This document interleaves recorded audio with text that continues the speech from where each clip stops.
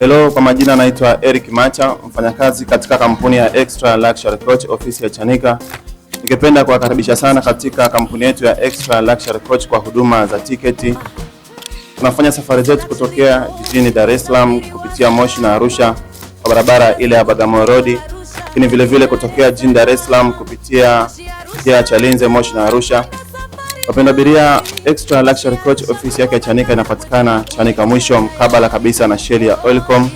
Unaweza kutembelea ofisi hii kwa mahitaji yote ya ticket pamoja na kutuma au kupokea mizigo.